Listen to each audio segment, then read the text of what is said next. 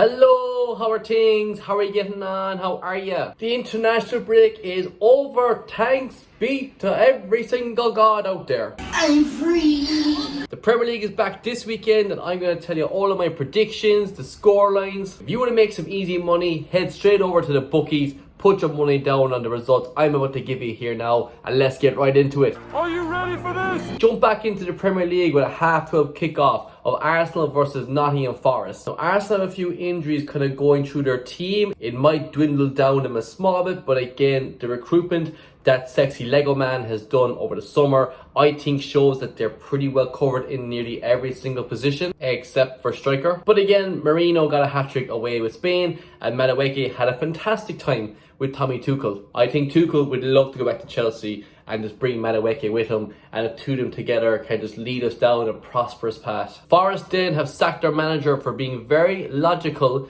with a very illogical owner. Elder leader, Captain Mr. Fantastic Marianakis, has given Al Nuno the boot. He's gone, good luck, very harsh, and he is brought in, what mate? Kangaroo Jack. You couldn't pick two more different teams to manage over the space of a few months than going from Spurs with the highest line in the Premier League and then going to Forest who had the deepest line in the Premier League. I don't know how in the name of God this is going to work out. It's absolutely mental.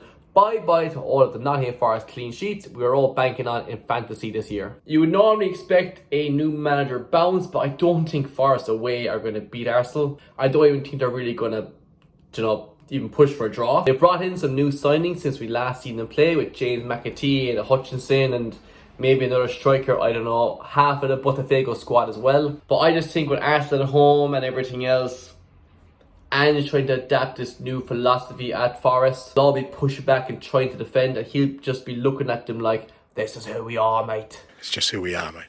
Cut out all this defending and just bomb forward and attack, lads. So given that, I think Arsenal are going to win 3-1. I do think Ange's going to be able to penetrate Arsenal's defence at some stage because of just so how forward-thinking it is with Gibbs White and Indai and Callum Hudson-Odoi and all these other players that they have. But I do think Arsenal are going to fairly handily handle Forest. So 3-1, Everton versus Aston Villa. This one is pretty tricky. On one hand, Aston Villa are Aston Villa. They've got great players, they've got a great manager, but they've made fuck all decent signings. Harvey Elliott and Jadon Sancho on loan. When you compare them maybe coming in to replace Asensio and Rashford, like, is that really an upgrade? Where's all the money gone? PSR having their absolute way with Aston Villa, but Everton have been able to spend away, not a bother. Everton are at home at the Johnny Big Dick Stadium, or whatever it's called. Much as I would like to grit my teeth, Jack Grealish seems to be playing well for them. Judas bastard.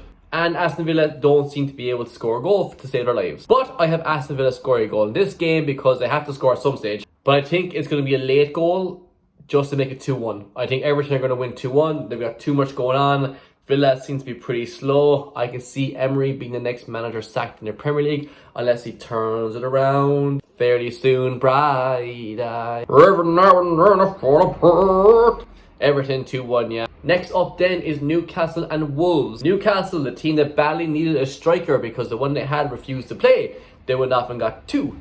They've got Waka Waka Wissa and Wolfen Hashem-Steinem. Whenever I think of Wolfen Hashem-Steinem, I just think of these two things here. Look, just... the name is very long and it looks very German, and these are two very German things. But anyway, yeah, Wolves are shit. They're going down in my books. I see nothing so far to make me think otherwise. I think this is the time now that Newcastle are going to announce themselves to the Premier League this year. Dan Burn with a big trombone. 3-0. Run through Wolves like a dodgy curry on a Friday night. 3-0 to Newcastle. God help Wolves. That's about it. Palace and Sunderland.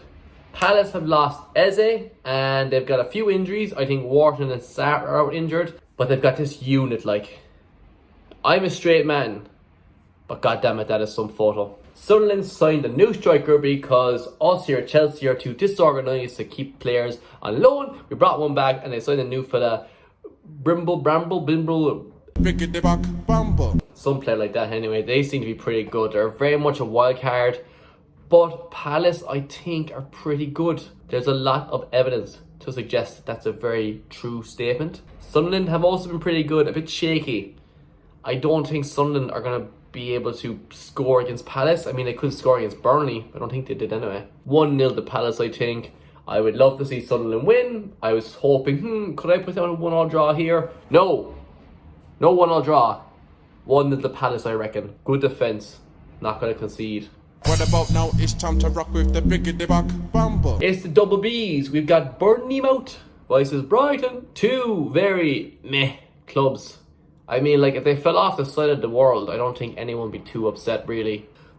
But besides that very outlandish statement, like, I have notes under each of my fixtures here, and for this I have meh versus meh. So look, Bournemouth seems to be going pretty well. I thought all the players leaving in the summer would have a bit of an issue with them, but nah. Evan Nielsen, your man, I was going to say Kirkes, but it's not Kirkes, it's Kluivert, Semenyo. They all seem to be doing pretty okay. They've got a good goalkeeper, I'll tell you that much. They have a good goalkeeper.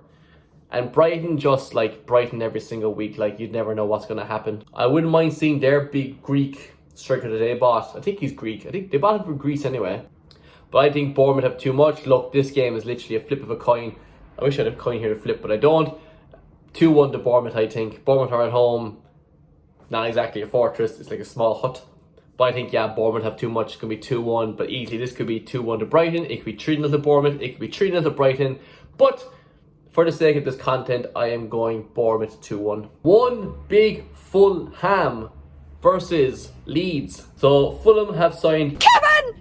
And if you compare Kevin's role in the Home Alone movies, he had a pretty big part. So I think Fulham are going to utilise Kevin in a pretty big way. They couldn't get Tyler George, so this Kevin guy it's a nice backup. So it's a nice second choice. The only thing that makes me think that Fulham might not win this game is because so far this season in the Premier League, they've been getting really fucked over by the refs and by VAR. Against United, they were robbed. Against Chelsea, they were robbed, and the PGMOL even came out and said it as much. But Leeds aren't that big of a brand, or like they're not one of the big six that there's loads of media investment in them. So simply because of that reason, I think Fulham will actually have a fair shake at the game and might be able to win. I'm going to say they're going to win 2-0. Leeds are not great. They've got Callum Wilson. No, they don't. They've got Calvert-Lewin.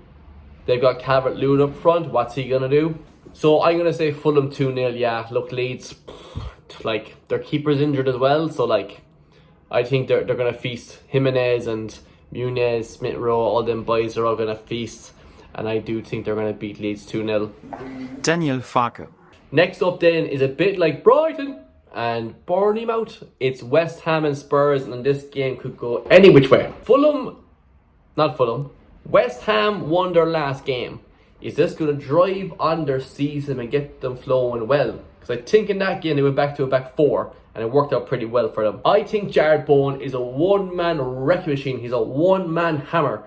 And he could literally grab this game with a scruff of the ball. That ball that the chicken stands on in the Spurs crest. He's going to grab that and just score a goal with it. On the other hand, West Ham could go back to being... You just heard my email notification. West Ham could go back to being shit. Spurs lost last weekend. They could go back to being not shit. Simmons, Muani, whatever his name is, they've signed loads of players. Where the fuck they're all going to fit up front, I don't know. Muani's not even in the Champions League squad, so my guess is that he's going to be playing a lot of the Premier League games. But yeah, I just think 3-2 to Spurs. Again, I reckon there will be a lot of goals in this game, but where they're going to be dispersed, I'm not sure.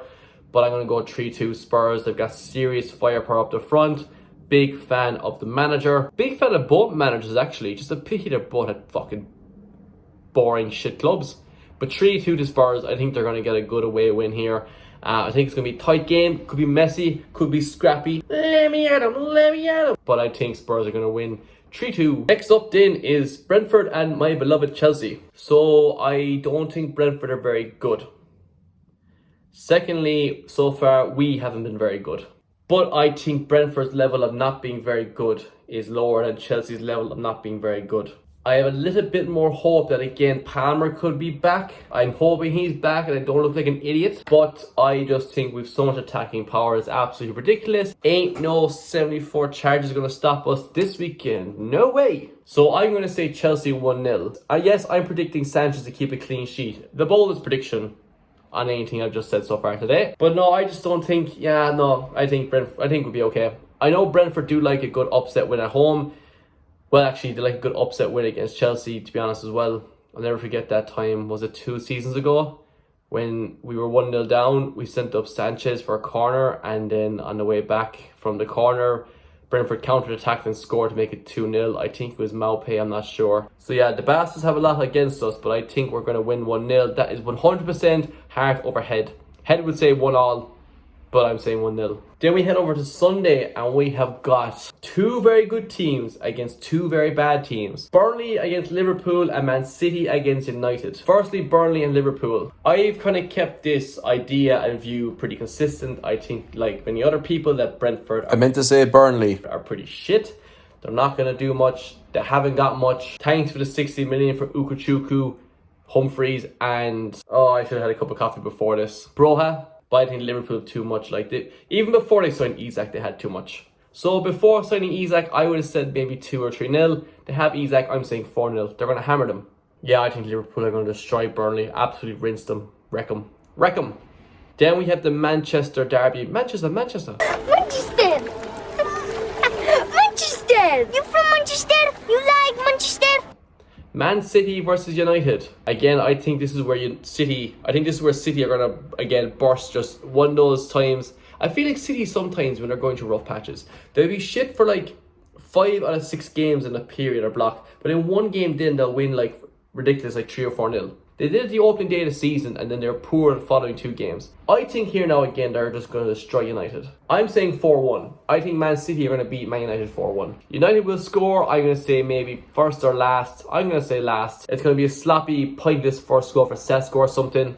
But City are just going to destroy United. And yeah, that's my prediction. So here you go. My full list of predictions for all the games this week in the Premier League. You let me know which one is outlandish. Which ones are bang on accurate. Most of them, I would think. And leave your predictions down in the comments below. So that's about it. That's everything I've got to say. I'll be live tomorrow for the Chelsea game. So come along, do watch. It'll be a bit of fun. Hopefully, maybe, who knows. Like, comment, subscribe. All the best. Take it handy. Good luck, ya.